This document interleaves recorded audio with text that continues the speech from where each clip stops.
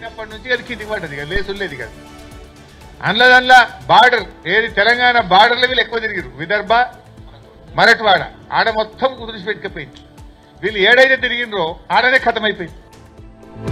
29 November నాడు దీక్షా దివస్ తో తెలంగాణ వ్యాప్తంగా మా పార్టీ శ్రేణులు ఎక్కడికక్కడ కదం తొక్కాలని చెప్పి కూడా విజ్ఞప్తి చేస్తూ ఈ కార్యక్రమానికి అన్ని జిల్లాలకు కూడా సీనియర్ నాయకులను ఇన్ఛార్జీలుగా నియమిస్తా ఉన్నాం. ఖచ్చితంగా వాళ్ళ పిల్లలకు ఉద్యోగాలు ఇవ్వాల్సిందే, అవి కూడా పర్మనెంట్ ఉద్యోగాలు చేయాల్సిందే. లేకపోతే మీరు అష్యూరెన్స్ ఇవ్వకపోతే ఈ ఊరు జనమంతా కలెక్టర్ ముందర ఉంటుంది. జగన్మోహన్ రెడ్డి గౌతమ్ అదానీ అనే వ్యక్తిని 3 సార్లు కలిశాడు. మీరిద్దరు ఏం మాట్లాడారు అని అడుగుతున్నాం. 3వ మీటింగ్ తర్వాత టకా టకా టకా టకా రేసు గుర్రం టైప్ లో పరిగించింది ఫైల్.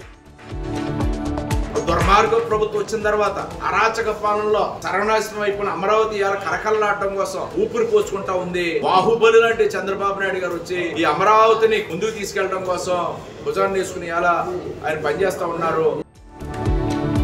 ఈ పార్టీలో పుట్టి అవతల పార్టీలోకి వెళ్ళి పిచ్చి పిచ్చి ప్రాలాపన పేరారో కొడాలి నాని వంశీ లాంటి వాళ్ళని జైల్లో పెట్టాలని ఒకే ఒక కోరిక వీళ్ళకి.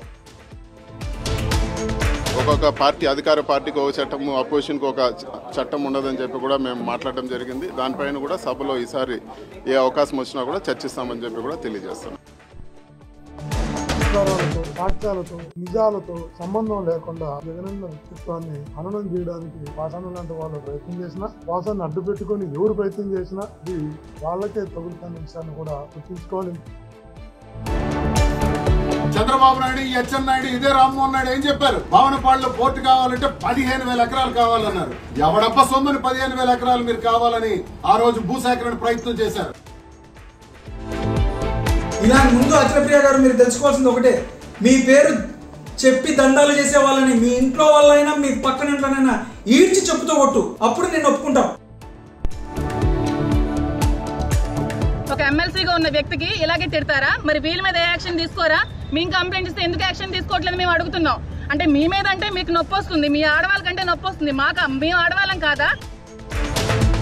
ये जानबूझ करके सरकार ने कराया है। ये जो संभल में हुआ है, बीजेपी सरकार प्रशासन सब ने मिलकर कराया, जिससे कि चुनाव के धांधली पर, चुनाव की बेईमानी पर चर्चा न हो सके। विषय चर्चा में लाना है, इसको हम आगे बढ़ाएंगे। विषय तो बहुत है, कुछ विषयों पर सब लोग ने कहा कि चर्चा होना चाहिए। हम चाहते हैं कि अच्छी तरह से लोकसभा राज्यसभा में चर्चा होनी चाहिए। सरकार तैयार है।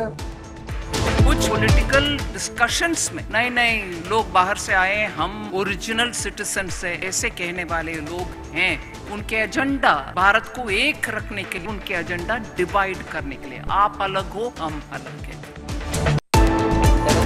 आत्महत्या चल रही है, महाराष्ट्र में बेईमानी हो गई, ये जो नतीजे आए हैं उसके लिए जिम्मेदार अगर कोई होगा, महाराष्ट्र को जो नुकसान हुआ है वो जस्टिस चंद्रचूड़ है।